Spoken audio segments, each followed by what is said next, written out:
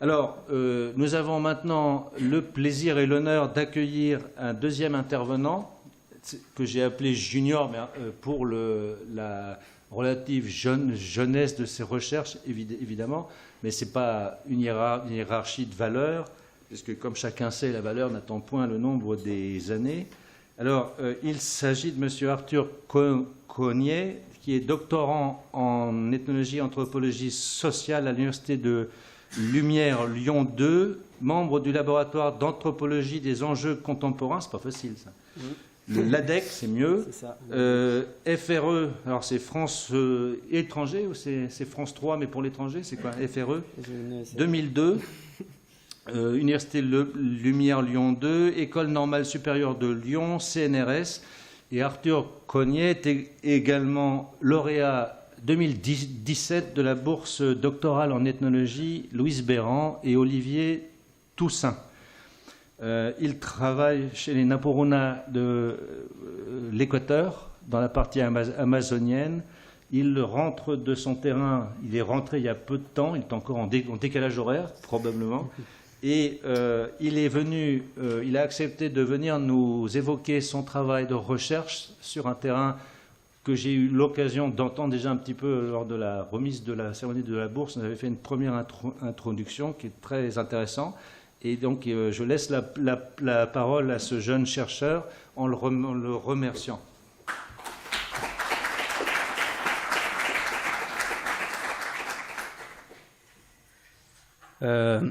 Bonjour à tous. Je remercie Pierre Leroux pour m'avoir invité dans le séminaire. Je vous remercie aussi pour être venu et pour m'écouter. Il m'a présenté, donc pas besoin de le faire. En revanche, je vais présenter un petit peu mon terrain pour contextualiser, avant de passer vraiment au thème de recherche là que je vais présenter. C'est un thème de recherche qui est lié à mon travail de qui est lié à mon travail de terrain assez récent, puisque ça fait 3 ans bientôt 4 ans que je travaille en Amazonie équatorienne. Donc c'est de la recherche vraiment en cours, donc c'est pour ça que ça peut paraître peut-être un peu brouillon et très peu théorique. Ça va être surtout très ethnographique. Voilà. Donc mais faut que je fasse attention. Moi je travaille en Amazonie équatorienne. Donc c'est sur cette carte, vous voyez, donc c'est un pays. L'Équateur est un pays d'Amérique du Sud qui est séparé plus ou moins en 3 régions, la côte, les Andes au milieu, puis l'Amazonie, qui est sur la partie grise, là, sur ma carte. Donc, je travaille avec une population indigène de l'Amazonie qui se définit comme Napo-Runa. Cette population indigène vit le long du fleuve Napo, celui qui se trouve en bleu clair sur la carte, et ses principaux affluents qui sont ceux qui sont en bleu foncé.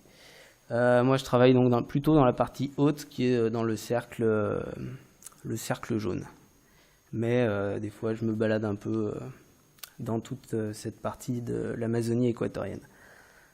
C'est un territoire assez vaste qui est peuplé par des groupes indigènes,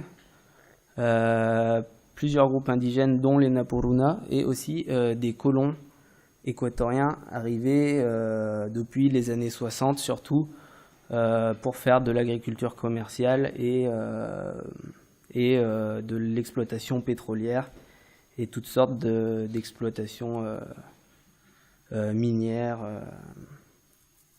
du bois, enfin voilà, des activités assez extractivistes, capitalistes. Voilà.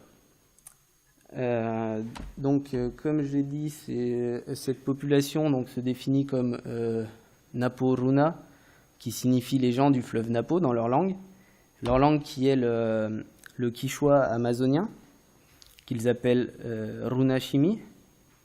qui signifie la langue des runat, des hommes, la langue des hommes. Donc c'est une langue qui appartient à la famille des langues quechua parlées dans les Andes. Et donc c'est une variante locale, un dialecte amazonien qui présente certaines particularités. Donc c'est un groupe culturel assez important puisqu'il serait entre 100 000 et 150 000 actuellement. Et donc ça en fait aussi le groupe indigène le plus important de la forêt amazonienne, je crois. Enfin, un des groupes les plus importants. C'est une culture qui ressemble assez à d'autres cultures amazoniennes. Donc, ce sont surtout des agriculteurs, chasseurs et pêcheurs, et qui sont de plus en plus reliés aux activités capitalistes de production comme l'agriculture commerciale et le travail dans l'exploitation pétrolière, donc qui sont de plus en plus confrontés en fait à l'économie de marché et au travail salarié. Et donc avec toutes les conséquences que ça peut introduire. Du coup, c'est aussi donc une société qui pratique le chamanisme, qui a une ontologie animiste, et donc il y a une très riche mythologie qui va être un peu le thème de ma présentation.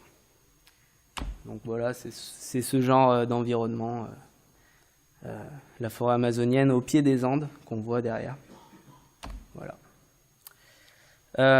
Donc on va passer à la présentation donc, de l'écriture des mythes chez les Napuruna. Donc ça sera pas je vais pas réellement parler de la mythologie, mais plus du processus pour écrire ces mythes. Donc comment en fait dans l'espace d'un siècle les mythes sont passés de l'écrit à l'oral, et comment est-ce qu'ils ont changé de forme et de valeur en même temps qu'ils changeaient de support. Voilà. Et donc comment aussi dans un contexte actuel qui est multiculturaliste, ces mythes ont acquis une valeur patrimoniale. Et donc dans le contexte du multiculturalisme politique et du tourisme en Amazonie. Donc pour faire cette analyse, j'ai bien sûr écouté beaucoup de mythes et j'ai enregistré beaucoup de mythes, mais mon analyse va surtout porter sur un objet qui est le recueil de mythes, donc le recueil de textes, plutôt le recueil de textes indigènes, de récits indigènes qui contiennent des mythes, mais pas que, mais ça on va en parler après. Voilà. Donc on va donner quelques éléments de définition pour le mythe. Donc moi j'ai considéré que le mythe c'était quelque chose d'indispensable dans toutes les cultures, du moins je pense. Je sais pas, je pense pas qu'il existe des cultures qui n'utilisent pas le mythe. Je le définis comme un récit oral ou écrit qui explique les origines ou l'existence d'un ordre cosmique et social. Donc son principal rôle est explicatif. Donc le mythe raconte comment une situation a évolué d'un point A à un point B, comment certains êtres sont apparus, certaines choses, comment elles sont apparues, comment elles se sont transformées. Voilà, donc... en général aussi, je considère, et ça c'est très important en fait pour la suite, que le mythe est considéré comme vrai pour les personnes qui font partie de la culture à laquelle appartient le mythe. Et donc une définition anthropologique du mythe serait qu'il s'agit d'un récit qui a une valeur explicative sur l'état du monde et des choses, et qui est considéré comme vrai par les personnes qui les racontent, les écoutent ou les lisent. Et en revanche, dans le sens commun, mythe est souvent un synonyme de récit faux ou inventé. Donc voilà, c'est la définition anthropologique du mythe et la définition du sens commun qui serait plutôt l'inverse finalement. Voilà. Et donc, voilà, le mythe est quelque chose de sérieux, du moins pour ceux qui croient dedans et qui les racontent. Et en ce sens, le mythe se distingue d'autres types de récits comme le conte et l'histoire orale. Donc, par exemple, le conte qui est... Donc là, je reprends surtout les travaux de Jacques Goudy, qui définissent le conte vraiment comme quelque chose qui est distrayant, qui est raconté pour distraire, et non pas pour apprendre vraiment des choses. Donc le conte, en général, n'a pas la même valeur que le mythe. Voilà. La mythologie Naporuna, on va juste en parler brièvement. Donc là, j'ai choisi d'illustrer cette mythologie par un dessin d'un ami à moi qui s'appelle Mishki Chulumbu, qui est un indigène Naporuna et qui publie des recueils contenant des mythes. Et donc là, c'est un dessin qui représente les jumeaux mythiques en train de détruire les jaguars. Donc ils ont fait un pont pour les piéger, un pont qui ne tient pas. Ils leur ont dit de passer et les jaguars tombent tous et disparaissent de la terre pour laisser place à l'espèce humaine, à la société, pour que la société puisse se développer sans cette menace que sont les jaguars. Donc bien sûr, ces héros mythiques, ces jumeaux mythiques ont fait beaucoup de choses, comme tuer l'aigle géant, le jaguar géant, l'anaconda géant, toutes ces choses qui permettent à la société d'exister. Et ensuite, ils sont montés dans le ciel, se sont transformés en étoiles, que l'on peut voir donc le matin et le soir, qui est Vénus. Donc ce sont ces deux personnes-là. Voilà. Donc, dans le contexte traditionnel, ce sont les anciens, qu'on appelle donc en quichua les rukuguna. Donc ce sont eux qui racontent les mythes aux plus jeunes. Et généralement, donc, cette transmission se passe dans un cadre familial. Donc les grands-parents qui racontent à leurs petits-enfants, parfois les parents vieux aussi qui racontent à leurs enfants.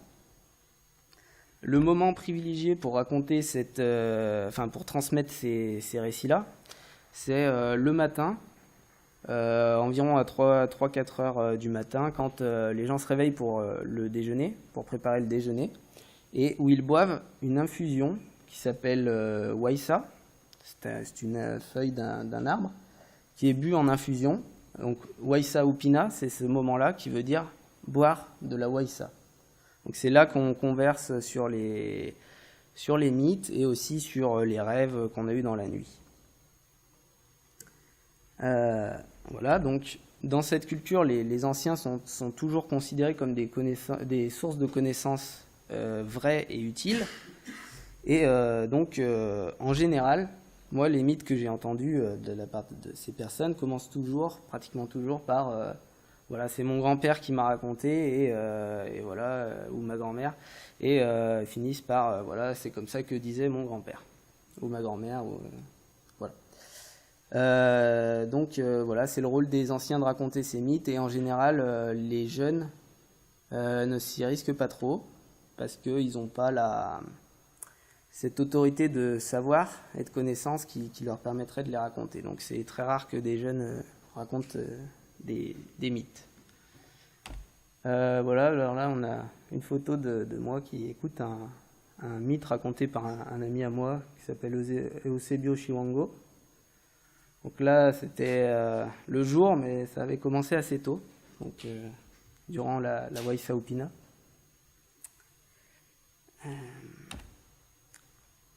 Donc ça c'était le contexte traditionnel. Au dire des personnes avec qui je travaille, les occasions dans lesquelles les mythes se transmettent se font de plus en plus rares aujourd'hui. Donc la situation de transmission que j'ai parlé avant, qui s'appelle la Waïsa Upina, qui se passe le matin, tend à disparaître. Elle est perturbée. Alors notamment par la présence de télévision et de postes de radio qui sont allumés à cette heure-là dans la maison des gens. Donc on a un autre interlocuteur que les anciens. La présence aussi de nouvelles sources de connaissances qui ont gagné beaucoup en légitimité, qui sont l'école, par exemple. Et sûrement parce que de plus en plus, les jeunes ne vivent plus forcément dans la maison de leurs grands-parents.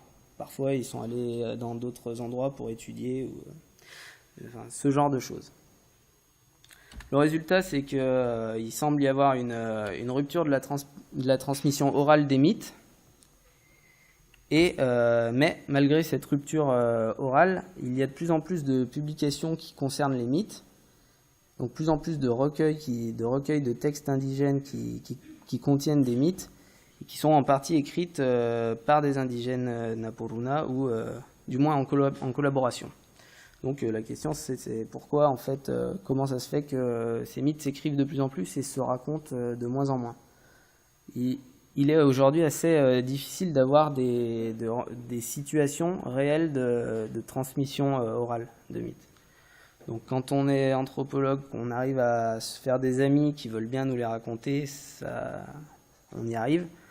En revanche, souvent, la transmission envers les jeunes est de plus en plus compliquée. Vers l'anthropologue, un peu moins. Après, si on a de l'argent pour payer les gens, là ça marche totalement, mais si on n'en a pas, il faut vraiment se faire des amis.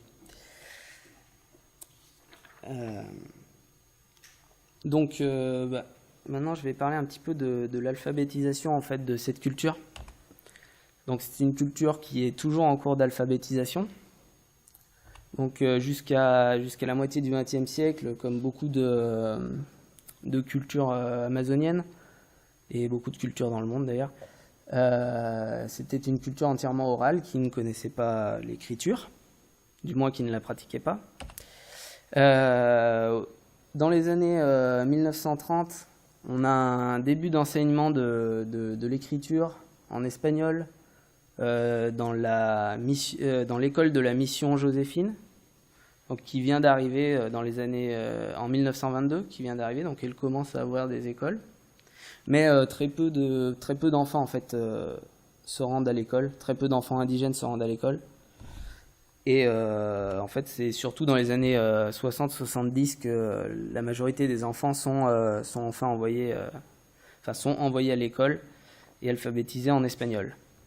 Donc souvent pour des raisons très très pragmatiques, donc dans un contexte de colonisation assez agressive pour les terres, il y avait une nécessité que les enfants apprennent à lire pour pouvoir ensuite se défendre d'une manière administrative, comprendre les contrats qu'on faisait signer aux gens sans qu'ils ne sachent ce qui était écrit. Donc voilà, des raisons assez pragmatiques pour apprendre à écrire. Dans les années 80, au niveau de l'Équateur, on a la création du Quichua unifié, qui est une langue donc artificielle qui a été créée pour unifier tous les dialectes du Quichua. C'est une langue qui ne respecte donc pas les dialectes locaux et la plupart des gens, des Napuruna, trouvent que cette langue sonne bizarre ou qu'elle sonne moche. Et donc bien qu'enseignée dans les écoles interculturelles bilingues, elle n'est pas très utilisée, du moins elle est utilisée surtout par une élite indigène urbaine, mais la majorité de la population rurale ne comprend pas réellement cette langue et donc ne l'utilise pas, elle est incapable de la lire ou de l'écrire. Donc très peu utilisée pour la communication orale et encore moins pour la communication écrite. Donc les gens qui lisent et qui écrivent, donc actuellement la majorité de la population, le font en espagnol.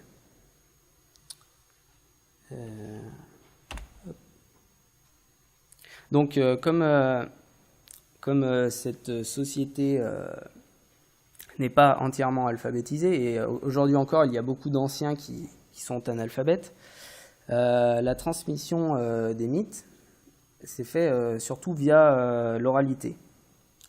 Donc les premiers à avoir écrit des mythes Napurunas ce ne sont pas les Napuruna eux-mêmes. Donc là je vais faire une petite histoire de des gens qui ont écrit les mythes, des Napuruna, donc que j'ai appelé les mythographes classiques. Donc les premiers sont les explorateurs qui, durant le 19e et le 20e siècle, ont beaucoup il y en a beaucoup qui ont visité la région, mais ils ont quand même laissé peu de remarques concernant la mythologie.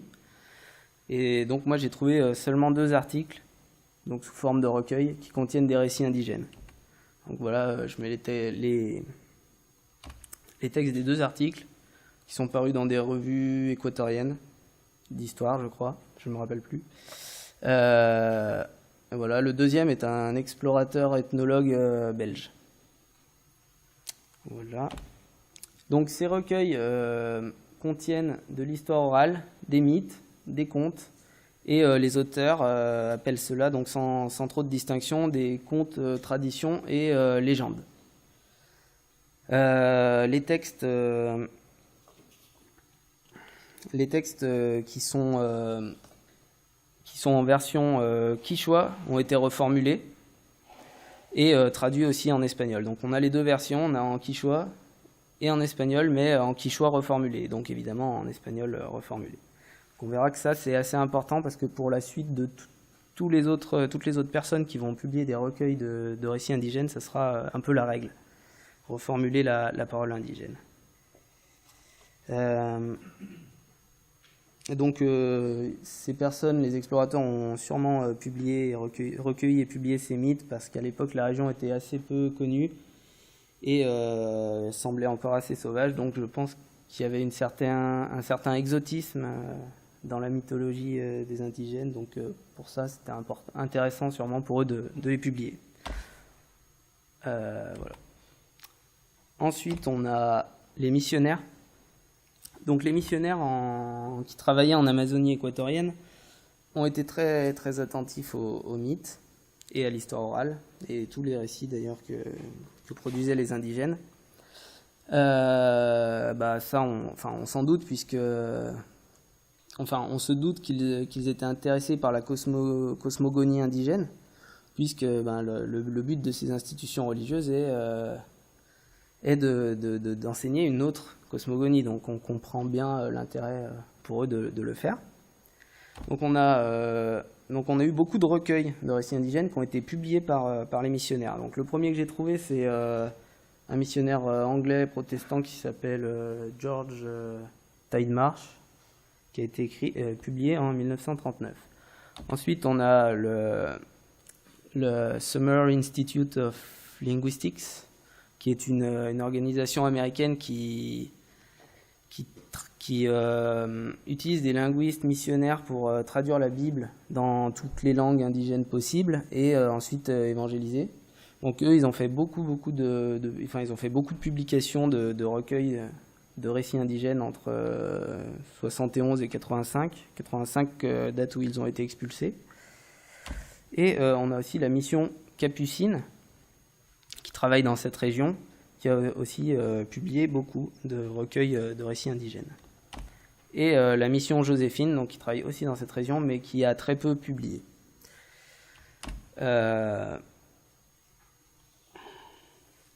Donc les publications du Summer Institute of Linguistics et de la mission Capucine sont généralement le fruit d'une collaboration entre indigènes et chercheurs, et missionnaires du coup. Les 2 missions ont formé des indigènes à la documentation de leur propre culture, et ils ont aussi collaboré avec des ethnologues pour faire leurs textes. Du coup, il s'ensuit une production de textes en langue quichua et traduits en espagnol et qui ont également été reformulés. En revanche, donc, la mission Joséphine, comme j'ai dit, elle a publié assez peu et tout en espagnol et sans collaboration avec les indigènes. Donc c'est une collaboration avec les indigènes, c'est-à-dire qu'on peut avoir le nom des personnes qui ont donné les récits. On voit que dans l'équipe de recherche, il y avait des indigènes, donc ce sont souvent eux qui ont participé pour la traduction, pour l'écriture en quichua. Les derniers mythographes classiques que sont les ethnologues. évidemment. Donc le premier ethnologue vraiment moderne à avoir travaillé avec les Napuruna a publié en 1956 un recueil de récits.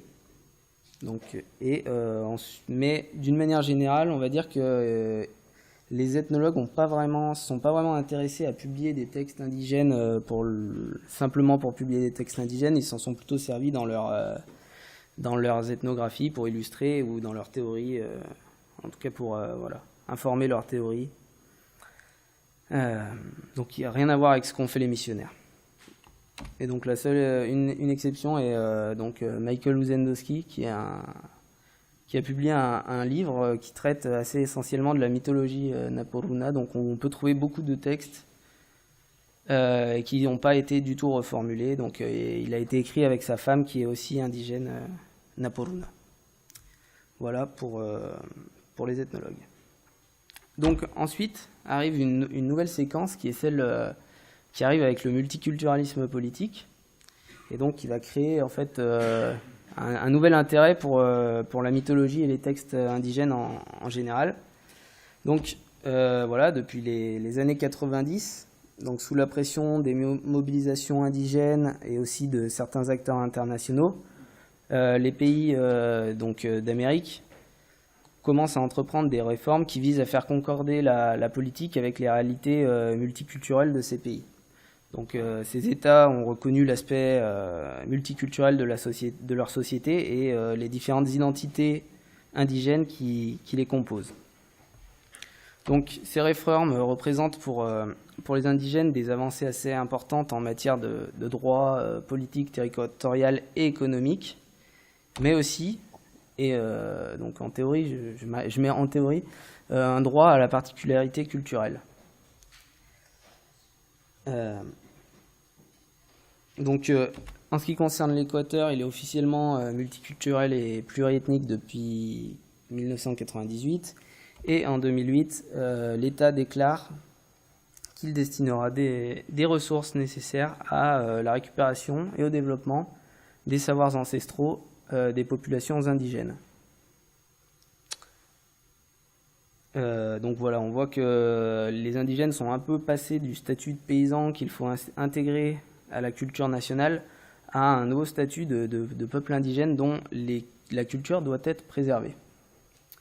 Ce nouvel intérêt pour les cultures indigènes a entraîné des politiques pour documenter, sauvegarder et protéger les savoirs ancestraux, donc ce qu'ils appellent donc les savoirs ancestraux. Et donc ça a eu pour effet de multiplier les publications sur le sujet, donc sur les savoirs ancestraux des cultures indigènes.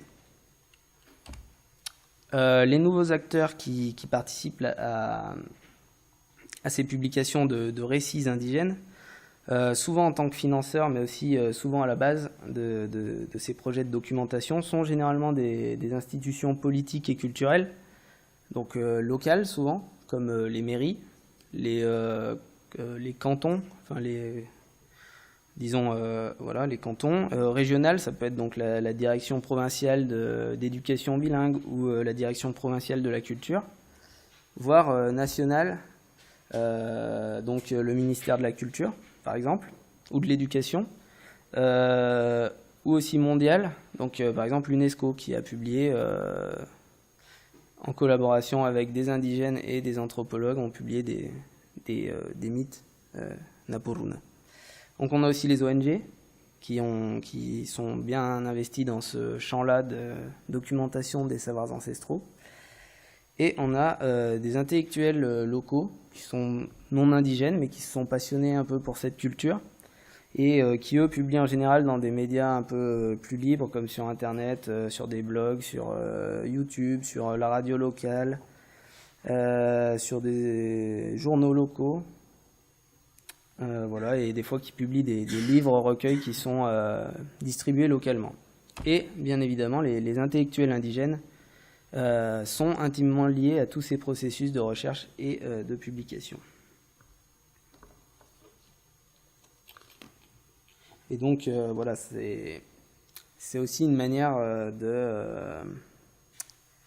d'avoir... et en fait, la collaboration avec ces indigènes donne une certaine légitimité et authenticité à ces recueils de récits. Donc voilà, j'ai dit une explosion à partir des années 90 et surtout dans les années 2000 et 2010 de ce que j'appelle la littérature indigène sur les savoirs ancestraux, qui dans cette catégorie-là en fait sont cataloguées beaucoup de choses comme le chamanisme, la cuisine traditionnelle, la médecine traditionnelle, l'histoire orale, les contes, les récits de rencontres avec les êtres de la forêt, la musique et bien évidemment les mythes. Donc là, sur la diapo, on peut voir différents livres donc c'est ceux que je possède moi en version papier. Il y en a bien évidemment beaucoup plus qui sont voilà, c'est le fruit de cette collaboration en fait avec des institutions politiques, des ONG et des indigènes, des intellectuels indigènes. Et certains indigènes qui publient tout seuls. C'est le cas des deux livres du milieu en bas.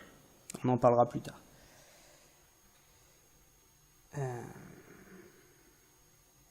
Donc, en ce qui concerne les mythes dans ces recueils-là, ils sont en général donc mélangés à d'autres genres de récits. Contes, contes, histoire orale, enfin ce que j'ai dit, et reformulé comme on a vu précédemment. Donc là, maintenant je vais analyser en fait la transformation de la forme du mythe lorsqu'il passe à l'écriture. Donc comme on a pu constater, les mythes s'écrivent depuis longtemps, et donc ils ont été écrits par différents acteurs. Et donc les caractéristiques communes de tous ces recueils, c'est que ils ont été reformulés dans leur version écrite et même en langue quichua. Donc par exemple,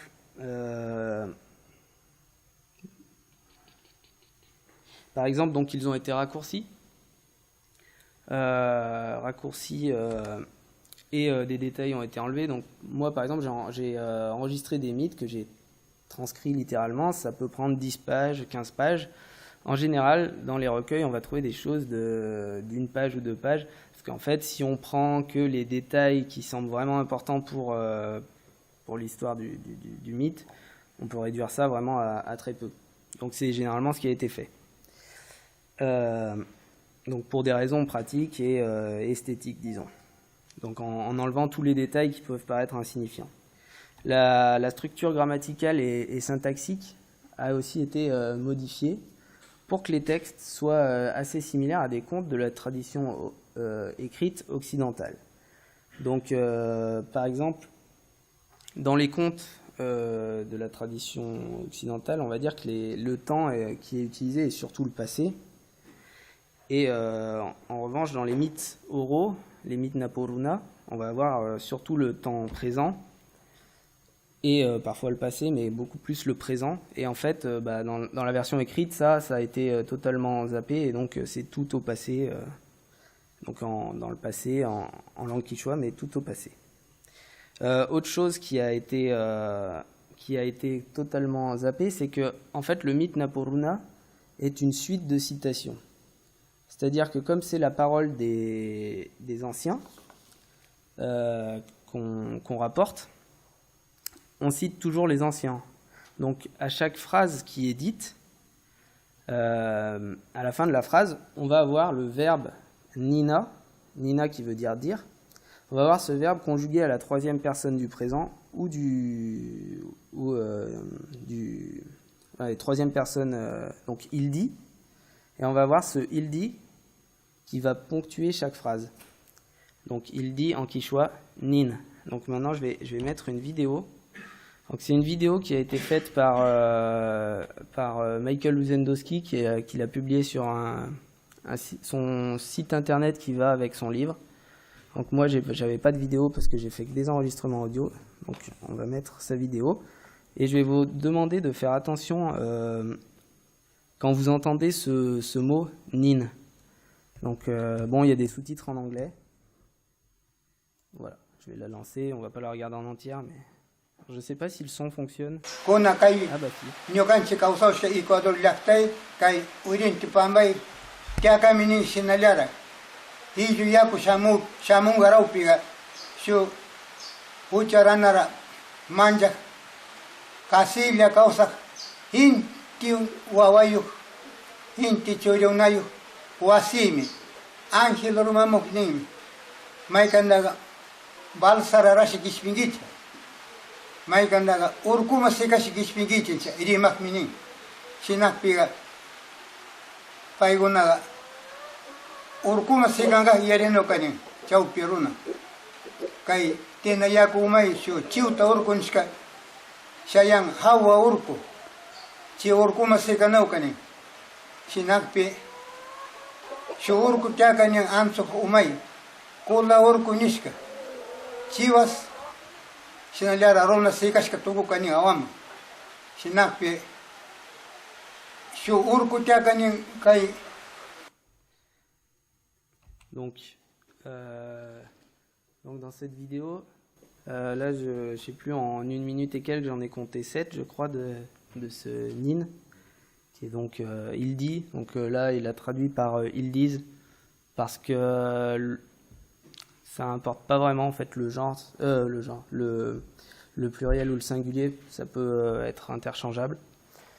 Voilà. Donc c'est un mythe raconté par un ancien, c'est le mythe du déluge, du châtiment de l'eau en fait. Donc Dieu envoie une inondation énorme et les gens survivent en montant sur une montagne. Enfin, très peu de gens survivent, dans certaines versions juste 2, survivent en montant sur une montagne qui elle-même par la suite va grimper plus haut que toutes les autres montagnes, et donc il y aura 2 survivants qui vont survivre en mangeant les poux qu'ils ont sur leur tête. Et puis ensuite, donc, la montagne va redescendre et de là va renaître l'humanité. Donc là, pour que ce soit un peu plus clair, donc c'est un mythe que j'ai moi-même aussi enregistré, donc que m'a raconté mon ami Mishki Chulumbu. Donc là, j'ai fait, on a à gauche la partie en quichua. J'ai mis donc le Nin en rouge et puis ensuite la traduction en français. Et donc là c'est donc une séquence du mythe, et on voit que cette citation Ildiz ou Ildi revient sans cesse. Et donc ce qui nous montre que c'est une suite de citations qui renvoie directement aux ancêtres qui racontent les mythes. Donc bien évidemment dans les versions écrites, tout ça a zappé totalement, que ce soit en langue quichua ou en espagnol, parce que évidemment ça ressemble pas du tout à un récit classique de l'écriture, et donc très difficilement appréhendable par des personnes qui sont pas de cette culture et de cette langue. Autre chose qui arrive avec l'écriture du mythe. Bon, comme on le sait, ce sont des récits en fait qui peuvent s'enchasser, se mélanger.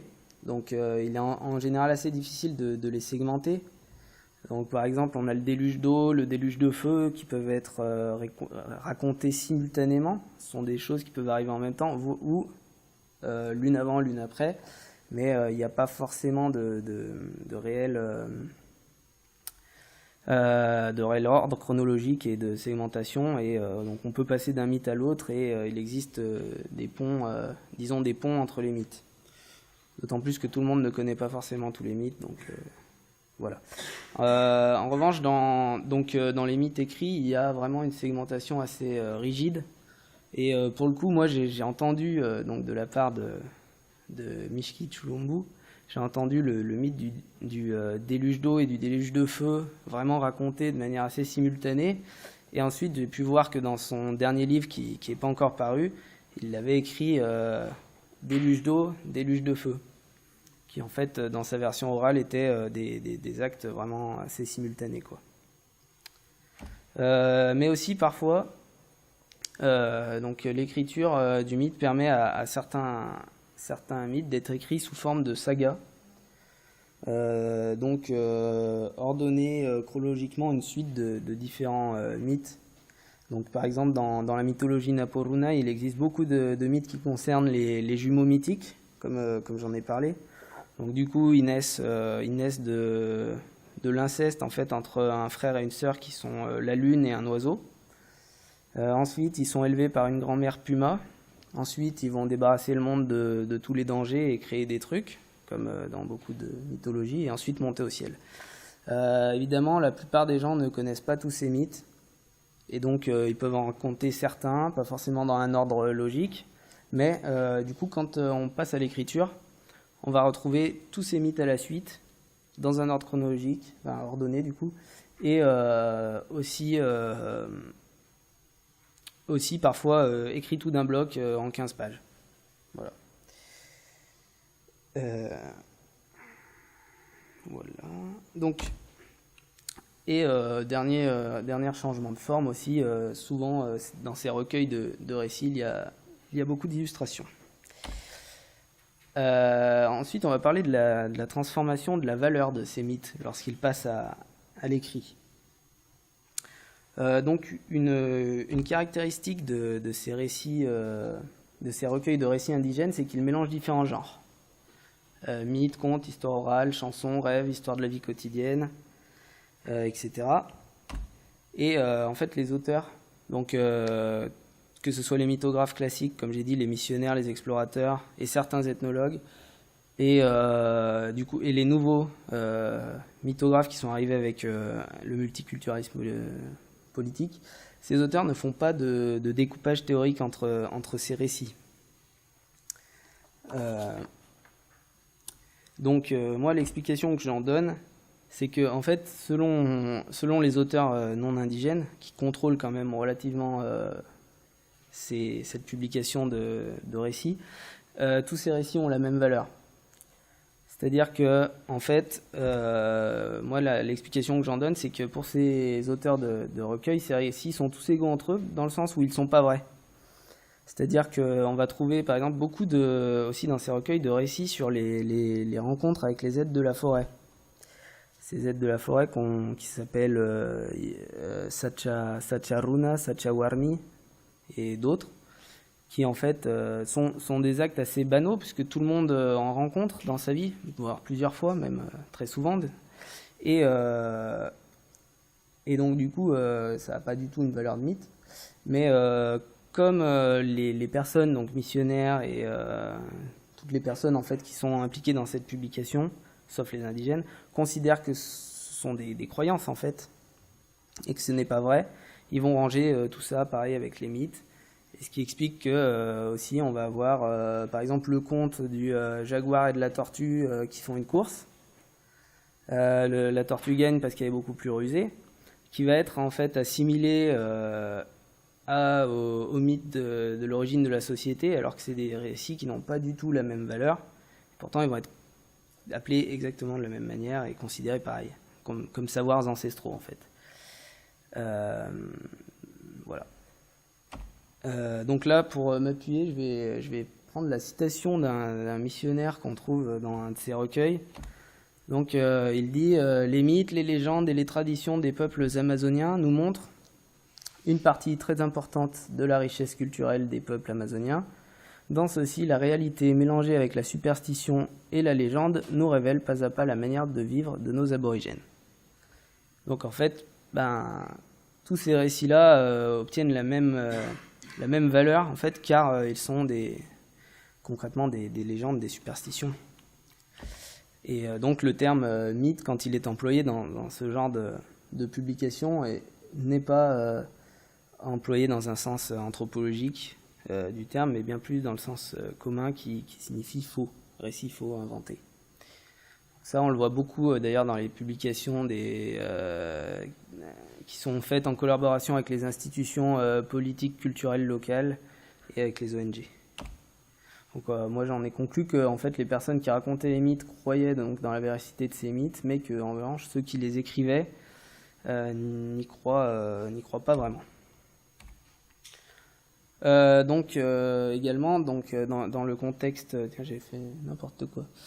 Dans le contexte actuel, le mythe a pris une valeur patrimoniale, au même titre que toutes les autres choses cataloguées comme savoirs ancestraux.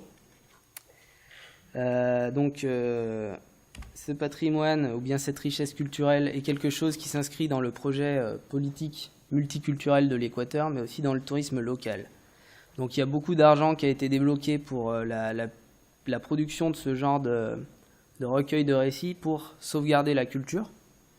Et donc les entités politiques locales, et pas que locales d'ailleurs, donc pour ces entités politiques, il est vraiment important d'avoir une production matérielle, donc sous forme de livres, qui atteste la sauvegarde de cette culture.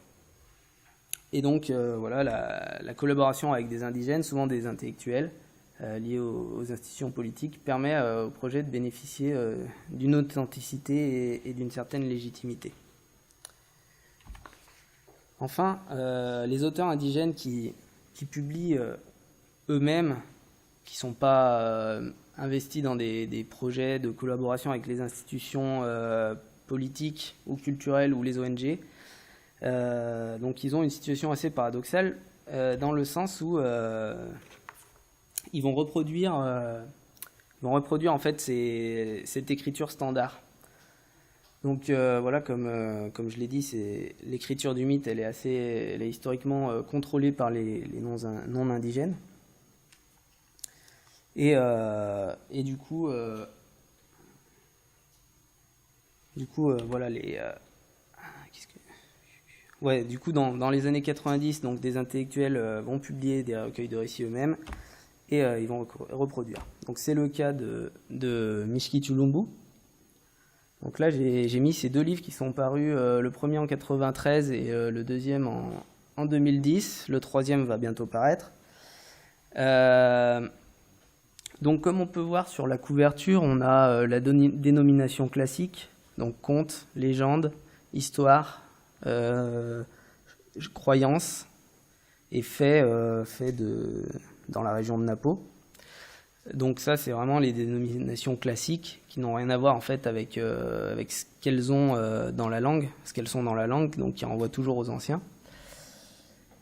Et donc il va aussi publier des textes qui sont en espagnol, parce que déjà les gens n'écrivent pas en quichua en fait, et publier en espagnol, et donc dans une forme très condensée, très littéraire en fait, donc en utilisant le temps passé et pas du tout les formes orales.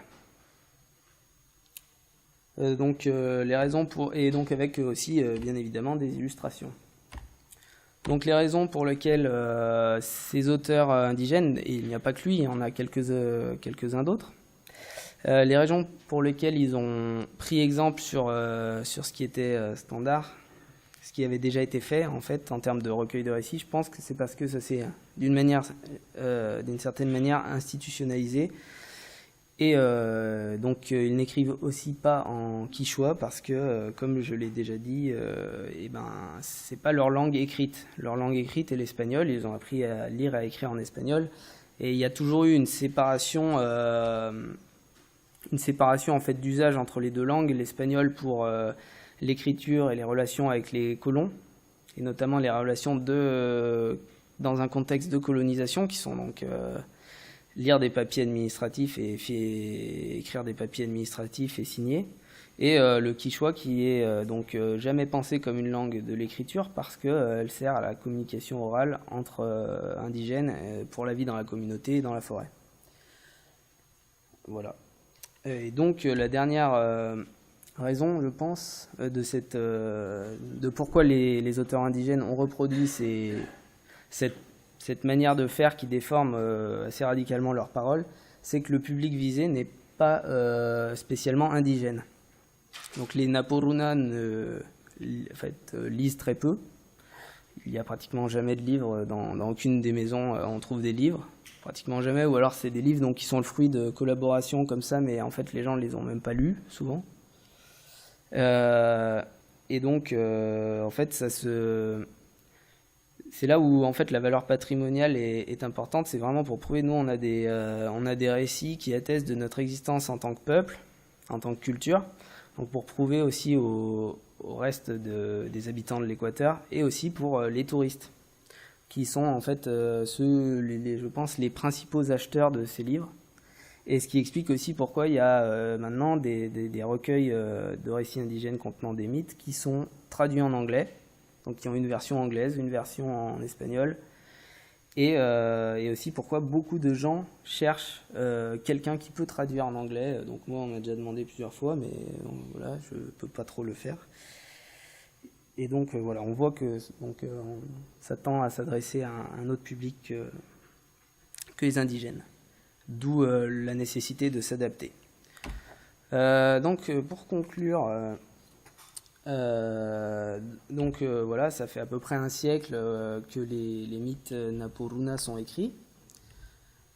Donc de nombreux acteurs y ont participé, des explorateurs, des missionnaires, des ethnologues, des institutions politiques, des ONG, des écrivains locaux. Et les indigènes y ont pris ont pris part activement à ce processus assez tard, donc dans les années 90. Et donc pour plusieurs raisons historiques, donc c'est les acteurs non indigènes qui ont façonné le processus d'écriture, qui ont façonné la forme et la valeur du mythe Naporuna écrit. Et donc les auteurs indigènes ont reproduit en fait cette forme institutionnalisée qui déforme donc leurs paroles. Donc ces raisons historiques sont donc l'histoire de l'enseignement de l'écriture, hein, le fait qu'ils n'ont jamais appris à écrire en quichua, ni à lire. L'histoire de la domination historique entre colons et indigènes, et aussi donc entre lettrés et illettrés. Donc la capacité d'écrire avait un certain pouvoir, et donc écrire comme les hispanophones, et donc de la même manière. Ça pose quelques questions.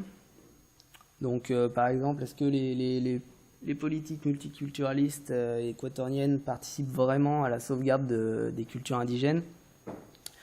Cette question, on peut répondre oui et non, parce que du coup, ça entraîne un certain intérêt pour les cultures indigènes, mais en même temps, il y a énormément d'instrumentalisation là-dedans et beaucoup de déformation, voire des trucs complètement... où c'est n'importe quoi. Par exemple, des gens qui ont pris des institutions politiques qui ont pris des mythes dans des recueils écrits par d'autres, par des indigènes, et qui les ont carrément remis tels quels, publiés une nouvelle fois sans citer personne. Voilà, ce genre de choses. Donc, autre question, est-ce que l'écriture des mythes va entraîner une canonisation des mythes ? Donc voilà, ça, je ne sais pas. Je pense que pour l'instant, c'est pas le cas, puisque chaque personne est persuadée d'avoir la meilleure version du mythe. Et est-ce que la forme du mythe écrit va affecter la forme orale ? Et là-dessus, je pense que oui, parce que certaines personnes qui ont pu me raconter des mythes qui étaient des assez jeunes locuteurs, des assez jeunes conteurs,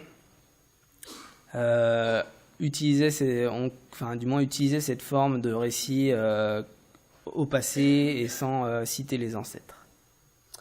Donc voilà.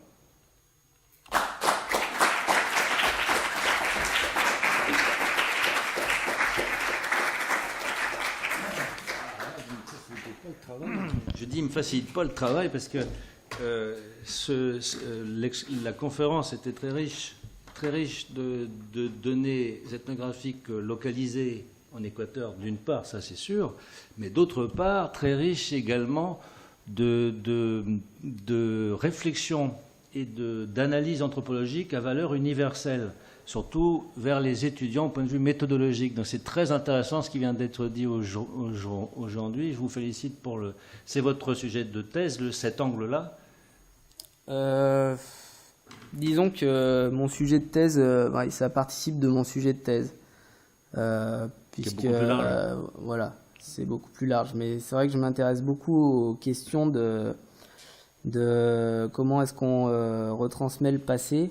Et en fait, je me suis aussi beaucoup intéressé pour l'instant à comment est-ce que l'écriture des historiens, anthropologues sur l'histoire de ce peuple-là étaient retranscrits par les intellectuels indigènes dans l'histoire orale. Comment est-ce que ces écrits-là rentraient et entraient dans la tradition orale. Donc ça, c'est un peu l'autre versant aussi. D'accord. Donc, comme j'ai un certain nombre de remarques que j'estime importantes, non pas parce que c'est moi qui l'ai dit, mais pour les sujets qu'elles soulèvent, et que je voudrais vous en faire part, que je vais intervenir en dernier lieu. Je vais ouvrir d'abord la séance de questions, en commençant par inviter, si mon collègue a des questions à poser, puisqu'il doit partir avant nous. Oui. Mais oui. Sinon, tu passes la... Ouais, j'ai une question, alors évidemment de béotien. N'étant pas très religieux non plus par ailleurs, mais de ce que je connais du point de vue archéologique des textes bibliques, il y a de la réécriture. Alors, est-ce que ce n'est pas les mêmes processus, finalement, que tu décris sur... Alors, évidemment, il y a un côté exogène, mais est-ce qu'il n'y a pas aussi des côtés exogènes sur les textes bibliques qui sont, me semble-t-il, d'abord en araméen, avant de passer en grec, puis en latin, ce qui fait qu'il y a là aussi une sorte d'impact sociétal sur des textes, et vraisemblablement sur la signification. On se rappelle tous les interprétations du terme de vierge, qui veut dire jeune fille en grec, et puis vierge, c'est pas la même chose en latin, d'où des interprétations différentes entre, par exemple, les protestants et les catholiques. Alors évidemment, c'est peut-être pas de ce niveau-là, mais est-ce que la réécriture en soi, c'est pas un phénomène qui finalement, puisque là on parle de société et d'être d'exception, est-ce que c'est pas finalement si peu exceptionnel que ça, puisque ça existe ailleurs? Et bon, je pars de cet exemple-là, j'imagine que c'est peut-être le cas ailleurs encore, le passage de l'oralité à l'écriture. Est-ce que c'est pas un problème? En même temps, c'est un moyen de conserver. Ce que me revenait aussi par rapport à ce que, même si j'ai pas vraiment tout suivi là ta vidéo, ce que dit cette personne, est-ce que c'est une réelle perpétuation d'un mythe, ou est-ce qu'il n'y a pas, par exemple, une répétition de trucs qui auraient interféré, notamment par le biais des missionnaires? Alors évidemment, si c'est des histoires de ponts et de jaguars, peut-être pas, mais cette histoire de montagnes, d'inondations, etc., de déluge, est-ce que c'est pas simplement une retranscription, une appropriation, en quelque sorte, d'un mythe qui serait occidental, qui aurait été repris par les populations locales? Alors je te dis, enfin, c'est à la fois des remarques et des questions mélangées que je te fais là. Ouais, mais bien sûr, je pense que le passage de l'oral à l'écrit n'est absolument pas exceptionnel. Ça s'est fait, je pense, depuis que l'écriture existe, dans de nombreuses sociétés. Donc la Bible est bien sûr un exemple, je pense, et en plus qui a été traduit de nombreuses fois dans différentes langues. Donc évidemment, oui. Ensuite, l'idée que les mythes sont des choses, enfin des récits transmis de manière ancestrale depuis super longtemps, de père en fils, est une idée qui a été relativement répandue et maintenant assez démentie par l'anthropologie notamment. On sait très bien que les mythes varient beaucoup, varient au cours du temps, ne sont jamais racontés exactement de la même manière, même par les mêmes personnes. Donc ce n'est pas du moins les mythes oraux, ce n'est pas des récits qui sont figés et qui se racontent exactement de père en fils de la même manière.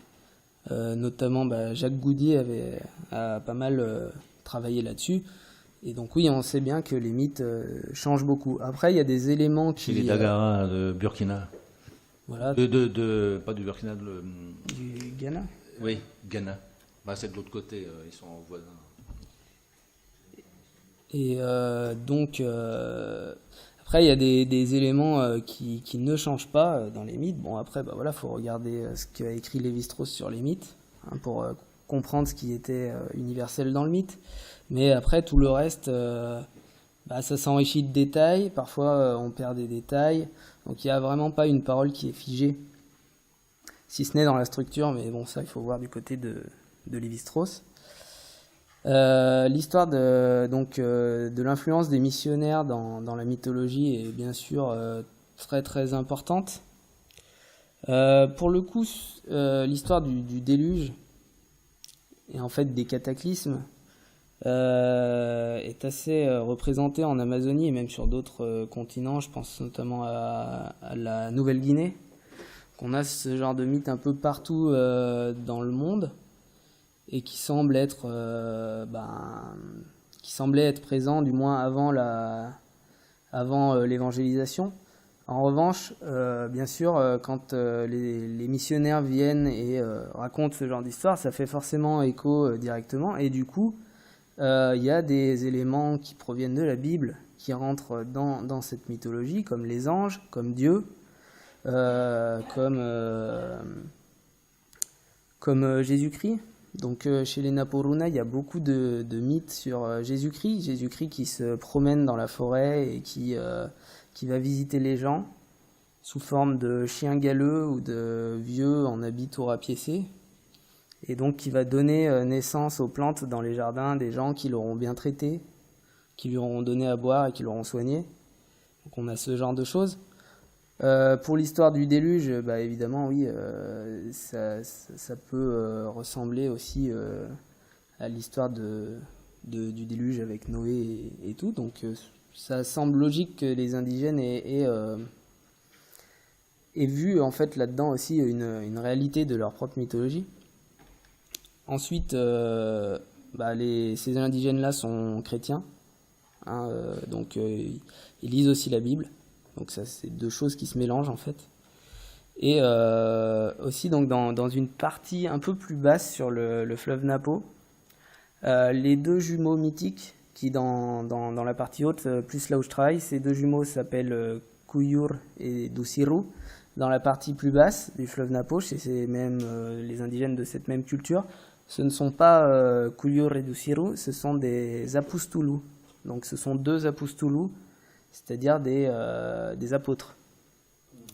Donc qui ont pris la place de ces... Ou alors, je ne sais pas qui a pris la place de qui, parce qu'évidemment, les missionnaires qui ont travaillé dans cette région ont dû utiliser la figure des apôtres pour l'évangélisation. Bien, autre question. S'il y en a, mademoiselle, présentez-vous. Bonjour, merci pour l'intervention, merci. Donc, je suis Marcela Chamorro, étudiante en M2 en anthropologie sociale culturelle ici à l'UNISTRA. Je travaille autour de l'éducation interculturelle bilingue sur la Haute-Amazonie colombienne. Donc, je suis vraiment à la frontière de votre terrain. Et là, en fait, j'avais d'abord une remarque, et c'était autour de l'explosion de le multiculturalisme et les mouvements indigénistes qu'il y a dans l'Amérique latine. Je pense que ça commence plutôt pendant les années 80, en 1980. Et il y a le Nicaragua qui travaille beaucoup sur ça, la Colombie aussi, on reconnaît. En plus, en Colombie, les mouvements ils commencent surtout en 1970. Et il y a déjà des reconnaissances légales aussi, pareil en Équateur, si je ne me trompe pas. Et après, j'avais une question autour des mythes aussi, parce que, comme vous l'avez dit, la définition que vous donnez du mythe, c'est un récit oral écrit aujourd'hui. Il a un rôle explicatif, et notamment dans la notion de l'évolution, l'origine et tout. Et il prend d'un point A et un point B. Et aujourd'hui, on a des nouveaux mythes, sur mon terrain surtout. Et on enseigne les enfants la culture et la langue à partir des mythes. Et on a des nouveaux mythes qu'ils reconnaissent le peuple comme nouveau. Donc les luttes, comme les Indiens aujourd'hui, ils sont réussis à rester vivants.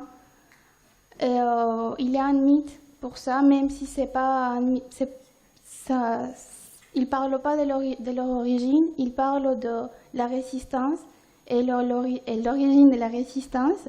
Je ne sais pas si les Naporuna, ils sont non aussi.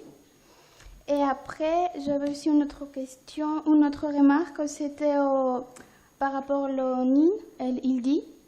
Oui. Je ne sais pas si ça vous sert à quelque chose, mais les Kofan, le peuple avec qui je travaille, les Inga aussi, qui sont situés à la Haute-Amazonie colombienne, et les Mbera, qui viennent du Pacifique colombien, mais qui sont aussi sur la Haute-Amazonie aujourd'hui. Chaque fois qu'ils vont raconter leur mythe, ils vont dire il dit. Il y a toujours quelqu'un qui le dit. Et un Inga, il n'a pas un Inga, non, Il est aussi de la famille linguistique du Quechua. Oui, oui, Ah, c'est c'est ça. pratiquement le même. Donc, pour eux, en fait, il n'y en a pas une différence entre le il ou elle. Voilà. Donc, ça, c'est intéressant aussi. Et voilà. Merci. Comment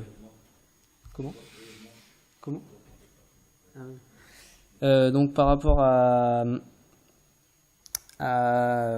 cette histoire de nouveaux mythes, en fait, c'est assez dur de faire aussi une différence entre histoire orale et mythe, dans le sens où c'est des récits qui se ressemblent beaucoup, contrairement aux contes et aux mythes, ou aux contes et l'histoire orale qui se distinguent vraiment.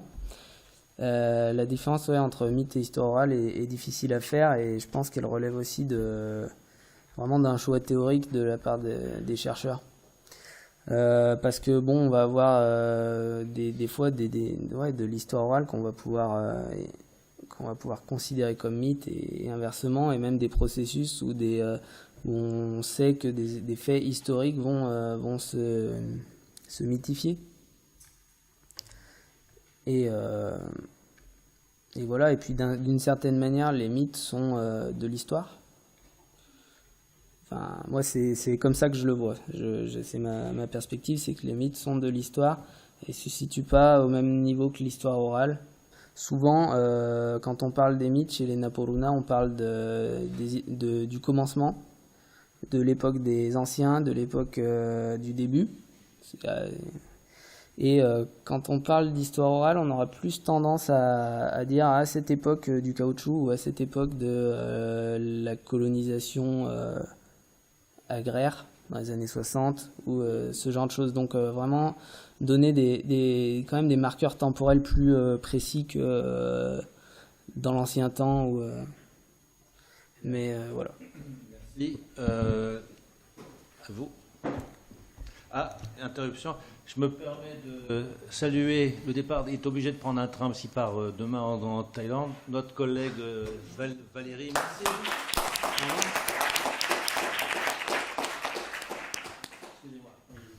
Oui. Deux petites questions. Oui. La première, je pense qu'elle va être vite. Vous allez pouvoir y répondre rapidement. C'est le Quichua unifié a été imposé par qui ou proposé par qui? Et la deuxième question, y a-t-il d'autres formes qui utilisent justement cette mythologie? Et là, je rends hommage à Louise Béran, qui aurait dû justement travailler sur le théâtre d'ombre au Cambodge, et qui, je pense, part des mêmes types de récits, des mythologies aussi. Alors j'aimerais bien savoir si sur votre terrain, il y a également d'autres formes, pas uniquement un transfert à l'écriture de ces D'autres mythologies. supports. Voilà, notamment orales ou de performances musicales qui restent orales, du coup. Oui. Du coup, je l'ai pas inclus dans ma recherche, mais il existe de la mythologie, enfin des récits mythiques sous forme de CD audio.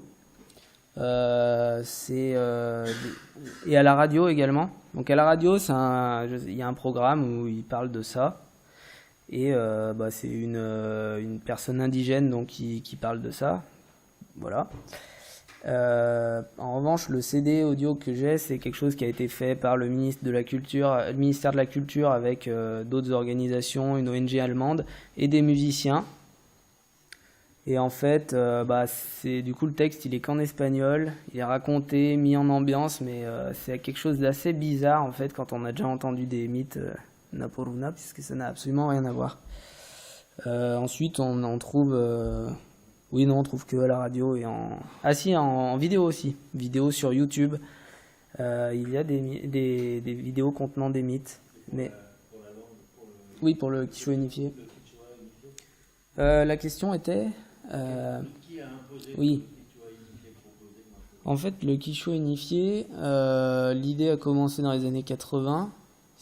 Mais alors là-dessus, je suis pas entièrement sûr de comment ça s'est fait, mais je crois que c'est une volonté en fait surtout des intellectuels indigènes des Andes qui parlent quichua aussi, d'unifier, et des leaders politiques aussi, d'unifier la langue pour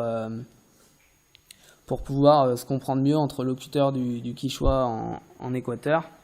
Donc en Équateur, il y aurait environ pas loin de 2 millions de locuteurs du quichua, donc de différents dialectes, à la fois dans les Andes et un petit peu en Amazonie du coup, bon, qui sont culturellement très éloignés quand même.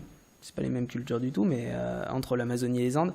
Et en fait, donc, il y a eu cette volonté de créer une langue qui se base sur le quichua et qui serait unifiée du coup. Et donc, il y a eu des linguistes qui ont réfléchi là-dessus, des linguistes et des indigènes et des anthropologues, je crois. Et donc, ça a été soutenu par différentes organisations politiques. Et donc, quand ils ont créé les écoles interculturelles bilingues, et ben, ça a été la langue qu'ils ont enseignée dans ces écoles. Et donc, des langues qui ne ressemblent quand même pas trop au dialecte local. Il faut peut-être remettre ça aussi dans un contexte plus politique, plus large, puisque les langues officielles, malheureusement mondiales, sur le plan mondial, reconnues aux Nations Unies, sont en général les grandes langues occidentales des anciens colonisateurs, et de espagnol, français, anglais, etc. Et le chinois, évidemment, par le nom, etc., le russe, mais très peu de langues dites autochtones, traditionnelles, plus rares, comme par exemple en Afrique, il y en a qu'une, je crois, de langue officielle reconnue aux Nations Unies, c'est le Swahili, c'est très peu, sur des centaines et en Amérique du Sud, et peut-être une volonté de faire justement émerger, qu'on entende enfin d'autres échos que peut-être les poissons. Enfin, c'est une hypothèse. Oui. Il faudrait peut-être. En Équateur, on a 2 langues indigènes qui sont officielles aussi. On a le quichua du coup et le shuar, donc qui sont des indigènes d'Amazonie aussi. Donc il y a beaucoup de locuteurs. Ceux qui ouais. sont enfin, du même groupe. Descola, il a travaillé avec les Achuars, mais c'est un groupe oui, du même groupe. Ouais. D'accord. Il y avait une question. Oui, Brian Nemec, étudiant en licence ethnologie. C'est plus une remarque, enfin, je me dirai ce que vous en pensez. Lorsque vous avez dit que vous ne savez pas que vous pensiez que les mythes font partie de l'histoire, alors moi je ne sais pas si ils font partie de l'histoire, mais en tout cas ils disent beaucoup sur les représentations des groupes humains. Et notamment là, dans les différentes images que vous nous avez montrées, moi j'y vois un parallèle avec la brousse, les humains qui anthropisent l'invisible. Donc par exemple, quand il y a avec les guépards qui tombent dans la cascade, l'arbre qui est abattu, il y a l'idée d'aller vers l'invisible. Et les jaguars, oui, pardon. Oui, pardon, je suis en licence. Et du coup, moi, j'y vois quand même un danger dans le fait de retranscrire à l'écrit des traditions orales, mais pour l'ethnologue qui étudie les populations humaines, puisque comme de génération en génération, ces mythes sont réappropriés, retravaillés, je trouve qu'en les canonisant, comme vous avez dit, à l'écrit, ça crée une difficulté pour l'ethnologue pour savoir comment, et du coup une difficulté pour se les réapproprier. Et voilà, enfin, si j'ai bien compris, tu dis par rapport aux ethnologues que c'est difficile pour les ethnologues de savoir à quoi se fier par rapport aux mythes vu qu'ils sont écrits. Ouais, bien sûr, mais ça dépend en fait quel est le sujet de recherche. En fait, si on veut documenter le processus d'écriture ou même d'évolution des mythes, c'est assez intéressant. Après, si on recherche la pureté des mythes, j'ai envie de dire que c'est quelque chose qui n'existe pas, donc c'est pas très gênant. Après, oui, ça peut entraîner une canonisation des mythes, et ça, c'est clair que c'est un potentiel danger pour l'évolution orale de ces mythes, mais voilà, on ne sait pas ce qui va se passer. À vrai dire, les indigènes lisent pas beaucoup ces livres. Voilà. Surtout les jeunes, d'ailleurs, sont assez désintéressés par ces livres-là. Ça peut changer. Mais ça peut changer, en effet. Mais au final, s'ils ont vraiment envie de savoir, ils vont pas aller regarder dans un livre, ils vont aller voir grand-papa, grand-maman, et voilà. Bien. Je vais me permettre de conclure sur mes remarques et questions, enfin, je vais faire court, je vais essayer de faire court, j'ai beaucoup de choses qui me sont venues et qui peuvent être intéressantes pour vous aussi, mais non seulement pour vous, mais pour nos étudiants. Mais je vais essayer de faire court pour vous éviter c'est quand même assez long, on n'a pas dépassé l'horaire pour une fois quand même. Donc, certain nombre de points. Alors, en ce qui concerne l'inclusion biblique, par exemple, d'éléments issus de l'Occident via les missionnaires ou autres, ce n'est pas réservé au christianisme ni à l'Amérique du Sud, puisque, par exemple, les Palawan animistes de l'île de Palawan au sud des Philippines, étudié par Charles MacDonald dans son ouvrage paru en 1987, qui est issu de sa thèse d'État, c'est sur les mythes, d'une manière vue structuraliste, l'éloignement du ciel chez les Palawan. Il parle il propose, enfin, il traduit et commente des mythes d'origine, donc des mythes étiologiques de cosmogonie qui expliquent l'origine de l'univers, de l'homme, l'apparition de ces choses, et c'est extrêmement mêlé d'éléments musulmans. Or, le reste des Philippines, de cette partie du sud des Philippines, Mindanao, etc., a été islamisé très très tôt. Donc, effectivement, il est normal de retrouver des éléments. De même, chez les Jawi du sud de la Thaïlande et les Malais en sens large, traditionnels, pas les Malais modernes qui sont comme vous en jean et avec les trucs qui rendent fou, là, les smartphones, pardon. Ces gens-là ont des mythes d'origine où apparaissent Adé et Awo, c'est-à-dire Adam et Ève. Le premier homme et le première femme. Évidemment, le premier homme et la première femme, pratiquement toutes les sociétés du monde ont le mythe d'une manière ou d'une autre, mais ils ne le nomment pas comme nous. Mais vous voyez, et là, c'est l'influence du Coran, c'est l'influence des enseignements musulmans via les écoles coraniques, etc. Il peut y avoir des influences hindouistes aussi. Il peut y avoir, le mélange des genres. On retrouve dans le Ramayana, qui est toujours enseigné d'une manière orale dans les populations, même s'il y a une base écrite, on retrouve des mentions du télégraphe, des combats aériens, etc., qui sont issus évidemment de la Seconde Guerre mondiale, qui ont marqué les populations locales, qui les ont inclus, ces éléments, dans leurs mythes, dans leurs épopées. Je viens après sur la structure.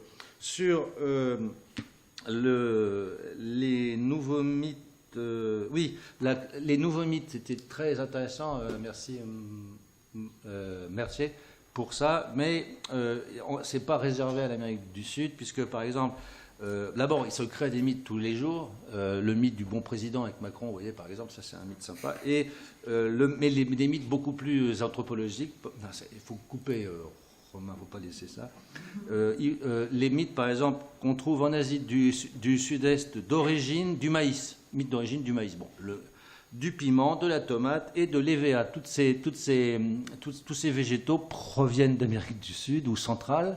Pour la tomate, plutôt au Mexique, c'est ça enfin, non, plus au sud.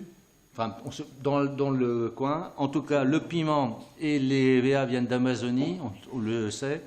Mais pour les Lao, pour les Thaïs, les Khmers, c'est natif, c'est à eux, et Dieu, les divinités leur ont donné ces choses. Ça, c'est récent.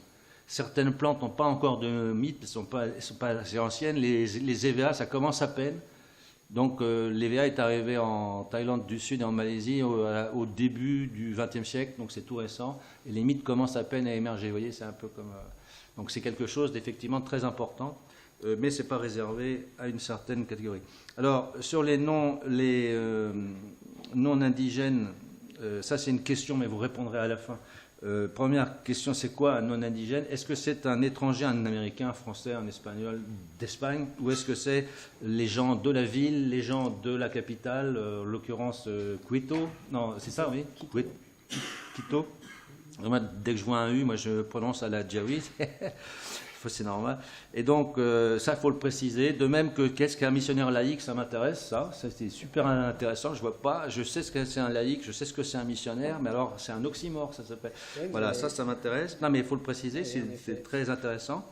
Alors, en ce qui concerne vous parlez de mythes, récits, à la fin, dans votre conclusion, les récits faux qui serait reconnu, enfin, vu comme faux par les auteurs non indigènes, par les gens qui font usage et argent aussi de ces publications et de cette valorisation notamment touristique, mais avec un peu de condescendance vis-à-vis des sauvages, vis-à-vis des gens de la forêt de l'amont. C'est toujours la même chose, parce que l'Amazonie, c'est quand même un pays de forêt, et quand on est en forêt, on est le sauvage, Silvius. Mais on peut le voir aussi d'une autre manière, ne l'oubliez pas, c'est aussi le mythe, un récit merveilleux, le récit qu'on donne à entendre aux enfants, le conte du Père Noël, c'est un mythe. Enfin, je ne parle pas du celui en rouge, du Coca-Cola, non, je parle du mythe antérieur, sous une forme ou sous une autre. Le Blanche-Neige et les Sept Nains, et toutes les histoires merveilleuses qui sont mythiques, parce que justement, le merveilleux n'est pas péjoratif, il est juste une ouverture sur autre chose, et ça permet aussi d'être utile dans les sociétés. Donc il y a un aspect péjoratif d'une part, mais il y a aussi éventuellement un aspect non péjoratif, ou voire amélioratif, à l'opposé. Ça, c'est une chose que je voulais vous dire. Et puis, alors, pour en revenir à des choses plus précises, 2 points qui peuvent vous intéresser. Alors, sur les Summer, c'est anecdotique. Le Summer Institute of Linguistics, très fameux, dont a parlé notre camarade, c'est un institut qui a été très actif dans les années 70, non seulement en Amérique du Sud, avant 73, avant la chute de Allende, par exemple, c'est juste une coïncidence, mais aussi, probablement, mais aussi au Vietnam et au Cambodge. Au Cambodge, juste avant la révolution, la prise de pouvoir, le coup d'État en 70 par Lon Nol, comme par hasard, et d'autre part au Vietnam Sud, notamment chez les Mnong, etc., chez les Stiens, des poteaux indochinois équivalents à vos Amazoniens. Eh bien, ces gens-là, aujourd'hui, certains étaient des vrais linguistes qui travaillaient à bon escient comme un linguiste, d'autres étaient ambigus, et certains, de toute façon, aujourd'hui, les archives s'ouvrent, et on sait que, principalement, les gens du Summer Institute of Linguistics, s'ils n'étaient pas des agents de la CIA, leurs travaux étaient largement utilisés par eux, et notamment, il y avait des tas de publications, et ça a donné lieu notamment à la traduction en anglais non autorisé de ce fameux ouvrage de Georges Condominas, Nous avons mangé la forêt de la pierre Génigo, Isabri Maoriango en Mnong, qui a été traduite en anglais sans l'autorisation de Condominas, qu'il l'a dénoncé lors du discours inaugural de la American Anthropological Association en 1972 à Toronto. C'était le premier ethnologue étranger invité à prononcer ce discours d'honneur.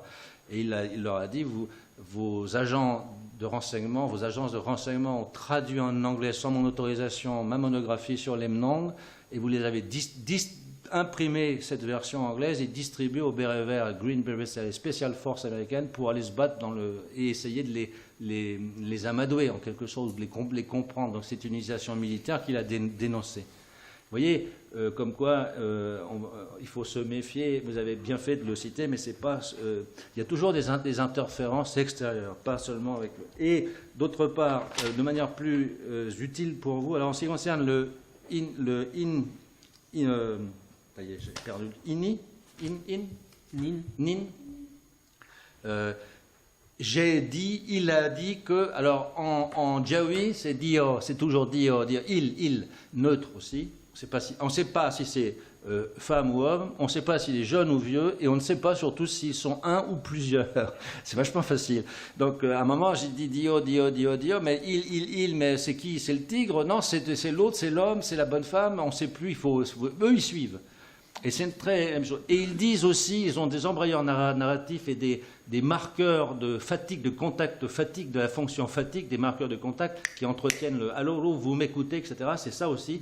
J'ai dit, il a dit que, je dis que, et toutes nos histoires commencent par « les anciens disaient », autrefois on disait, il y a longtemps, enfin en fait il était une fois, pour résumer, et ça termine toujours les histoires. J'ai collecté des centaines d'heures d'enregistrement chez les Jawi, un gros corpus, et j'ai transcrit des milliers de pages, j'ai beaucoup de littérature orale également, et je retrouve exactement les mêmes choses, sous une autre forme, mais très proche, et ils finissent toujours par dire « j'ai dit ». Ça rappelle des choses à mes étudiants.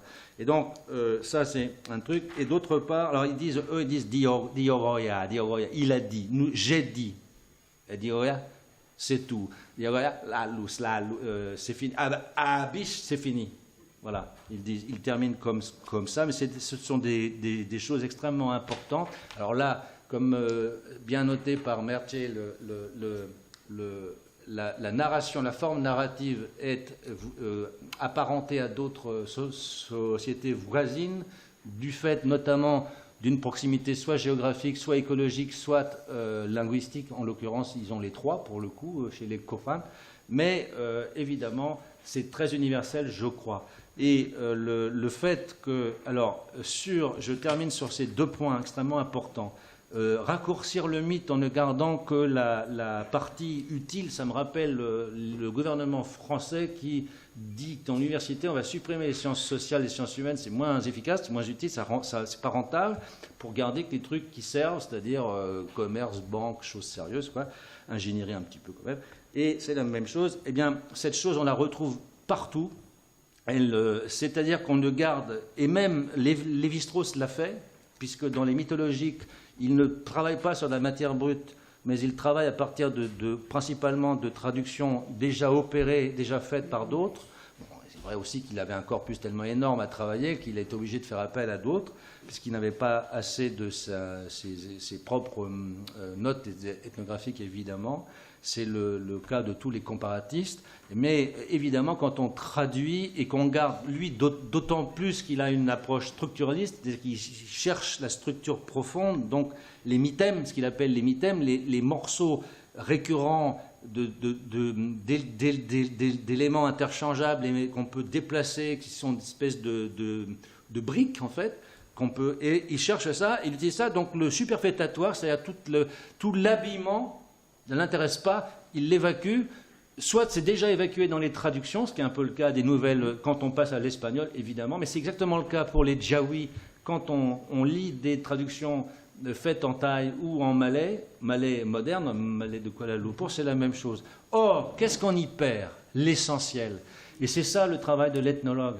C'est-à-dire que justement, ces petits tics, ces petites... vous savez, c'est comme ces merveilleux étudiants qui, toutes les 5 minutes, disent du coup, c'est une marque distinctive et culturelle d'une époque ou d'un lieu. C'est très drôle. Et il y a ces marques distinctives relèvent de ce que le grand, l'immense, le géant André Leroi-Gourhan, auteur inoubliable du non moins inoubliable Geste et la parole, que vous avez lu, mais il faut le relire. Soit c'est dans le tome 2, mais je ne suis pas sûr de ça. Il parle je vous trouverai la référence. Il parle du style ethnique. Il explique ce que c'est le style ethnique. Le style ethnique, ce n'est pas un truc dépréciatif. C'est pas du tout. Le style ethnique, c'est ce qui marque culturellement une société. Qu'elle peut être d'ailleurs, elle peut être aussi française qu'amazonienne. C'est pas il n'y a pas de hiérarchie là, en l'occurrence. Mais il y a un style qu'on retrouve également dans le matériel, la culture matérielle. Par exemple, les vanneries d'Amazonie forestière et les vanneries de Bornéo, c'est à peu près les mêmes en forme et en usage. Elles se ressemblent beaucoup. Par contre, les végétaux diffèrent, mais surtout, la différence s'effectue au niveau des décorations, de la définition et justement du style. Or, c'est ce style qui marque le rythme, qui marque en fait, c'est ce que cherche l'ethnologue, et c'est ce qui fait la richesse d'une société. Donc moi, quand j'ai été amené à travailler chez les Jawi, j'avais une langue orale non écrite. Mais tout le monde me disait, il y a une écriture, ce n'était pas la leur. Un peu comme chez vous d'ailleurs. Disons que c'était du Quechua standard, que les gens me disaient c'est leur langue, ce n'était pas leur langue. Et donc moi j'ai j'ai établi la phonologie de leur langue. Puis à partir de ça, avec des linguistes qui me l'ont validé, j'ai créé une écriture qui rend compte absolument précisément justement de toutes ces petites ces tics de langage, ces façons d'être, de dire, les accents comme l'accent de l'Ariège qui n'est pas celui de la Bourgogne, l'accent de votre coin pourquoi vous n'avez pas trop d'accent, c'est dommage. Ça dépend quand. Qui est très beau, l'accent je sais pas moi, corse, berrichon ou autre, et c'est significatif. Et Marseille, etc. Eh bien, cette écriture permettait de rendre ceci et moi je transcrivais absolument et je publie quand je fais des traductions les répétitions qui sont voulues, qui sont un style, font partie du style, mais aussi les termes comme nin, ça, les termes de langage qui sont caractérisants, et c'est ça le style, et c'est ça qui fait la valeur ethnographique de la transcription. C'est ça votre rapport quand vous aurez à rendre, par exemple, si vous enregistrez des nouveaux mythes, grâce à notre ami, vous avez repéré tous les nouveaux mythes maintenant, et vous les collectez, vous les enregistrez, mais rendez-les non pas en espagnol, non pas mais dans la langue, dans l'écriture. Alors quand c'est oral, on peut aussi les rendre maintenant par YouTube, où on n'est pas obligé de le faire uniquement par voix écrite. Et voilà. Moi je ne veux pas être trop long, mais c'est vraiment une piste pour vous. C'est très important, le style ethnique. Je n'ai pas le temps de développer. Et enfin, je termine par la remarque, enfin concernant, je rejoins encore Mercier pour la définition du mythe. Il y a eu d'autres personnes qui l'ont signalé, mais alors, le mythe, je suis d'accord avec ce que vous avez dit, c'est une définition tout à fait acceptable pour moi. Cependant, la plupart des ethnologues, je sais, parce que je me suis fait engueuler surtout parce que c'était des gens plus connus que moi, enfin moi je ne suis pas très connu, mais par exemple, MacDonald me disait, quand il est venu sur mon terrain, Charles MacDonald, spécialiste des Palawan, me disait, tu comprends, il y a n'importe quoi, un mythe, c'est pas ça, moi c'est un structuraliste, mais il me disait, un mythe, c'est quelque chose de très court, étiologique, c'est-à-dire qui rapporte, qui explique d'une manière extrêmement ramassée, contractée, l'origine de tout, l'origine d'abord de l'univers, des mythes cosmogoniques, puis de l'apparition des hommes, des animaux, des plantes, etc. Mais de manière très ramassée, ou des grands drames, le déluge, des choses comme ça, ou l'apparition de quelque chose de localement très important. Bon, je n'ai pas d'exemple en tête, mais c'est quelques lignes, c'est quelques minutes de diction. Pour lui, c'est ça un mythe. Or, moi, j'ai mis à jour l'histoire de l'éléphant blanc défense noire, qui est une légende, paraît-il, un conte assez long, mais en fait, c'est un mythe fondateur. Vous voyez. Et j'ai connu Jacques Dourne, qui est le véritable fondateur en France, en tout cas le refondateur en France, de l'importance de la tradition orale, la littérature orale dans la compréhension, dans l'approche anthropologique, ethnographique. C'est Jacques Dourne qui a été un des grands pionniers. Bon, après, Vancinal, le belge, pour l'Afrique, mais Jacques Dourne, qui a travaillé 25 ans chez les Djarai, les Sré proto-indochinois du Vietnam, a collecté une masse phénoménale d'oraux, de 10 oraux qu'il a traduit et transcrit pour partie, tellement c'était énorme. Il est mort avant d'avoir fini. Il a énormément publié, je vous enverrai les références. Et j'ai établi sa biographie, elle fait plus d'un millier de titres, c'est énorme. Eh bien, Dourne disait que tout texte autochtone, je préfère en français autochtone, tout texte traditionnel d'une société traditionnelle non étatique, si vous voulez, surtout dans les espaces forestiers similaires à celui du peuple que vous approchez, c'est un mythe, c'est un récit mythique. Le récit mythique, c'est pas à nous de le définir, c'est à eux, comme vous avez d'ailleurs dit d'une autre manière. Et il peut prendre des formes assez longues, il peut prendre des formes très brèves, mais surtout, il peut être associé, c'est le cas dans certains mythes que j'ai relevés moi, à des légendes ou à des contes. Il peut se fondre, vous voyez, il peut devenir partie d'une légende ou l'ouvrir, parce qu'il est systématiquement annoncé, comme vous avez dit, le déluge du feu, le déluge de l'eau, séparés, puis ensuite fondu en un seul texte, en fait. Eh bien, la même chose arrive pour un mythe d'origine de l'humanité, de la création, etc., avec le mythe de l'oiseau de paradis et de l'apparition du serpent, le serpent magique, et pour les hommes, et la tourterelle dorée. C'est un mythe de... Quand on l'écrit, c'est quoi, 4-5 lignes. Et en réalité, il est fondateur de tout. Il est inclus systématiquement dans une légende beaucoup plus longue qui raconte l'histoire de la tourterelle. Donc, en fait, c'est quelque chose de très intéressant. La revisitation c'est très important, ça. Il faut sortir des ornières. C'est comme pour le chamanisme. Certains anthropologues pensent que chaman, c'est quelqu'un qui va aller sortir de son corps et entame un voyage ailleurs, va dans le pays des divinités, etc., des déités qu'il va contacter, confronter, et revient ensuite. Et il pense que la possession, c'est au contraire l'esprit qui vient prendre possession, qui mange l'homme. En réalité, la plupart des ethnologues que je connais sont comme moi et disent c'est pas vrai, c'est pas comme ça. Enfin, c'est pas vrai. Ça peut l'être chez les Tongos, ça peut l'être dans certains groupes ethniques de Sibérie, mais partout en Asie du Sud-Est, ce n'est pas valable. En Océanie, je ne crois pas non plus. En Afrique, j'en ai parlé à mes collègues, c'est aussi mélangé. C'est-à-dire que c'est à la fois l'un et l'autre, c'est l'un ou l'autre. C'est-à-dire qu'il faut être beaucoup plus souple dans nos définitions. Nous sommes trop rigides, nous les Européens, et nous, par exemple, quand on parle, vous voyez, même nous, des mythes, des contes, des légendes, etc., on a des catégories qui sont les nôtres. Or, elles ne correspondent évidemment pas aux leurs, parce qu'ils n'ont pas théorisé de la même manière. Donc, c'est ce que vient de nous exposer Arthur Cognet, qui a fait, je précise parce que c'est remarquable, avant qu'on lui ait attribué une bourse méritée, presque à l'unanimité, enfin, du comité de sélection, qui n'est pas facile.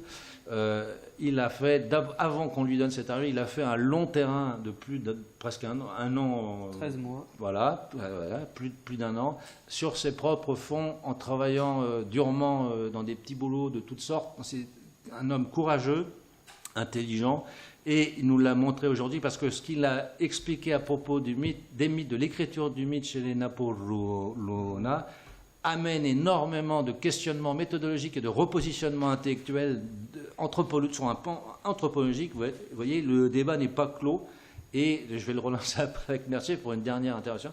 Et donc, je voudrais le remercier très sincèrement, parce que c'est un jeune chercheur qui n'a pas l'habitude encore d'aller dans les grandes manifestations internationales comme ici. Mais j'espère que vous reviendrez nous voir bientôt, parce qu'on va suivre vos travaux qui sont passionnants. Merci de cette...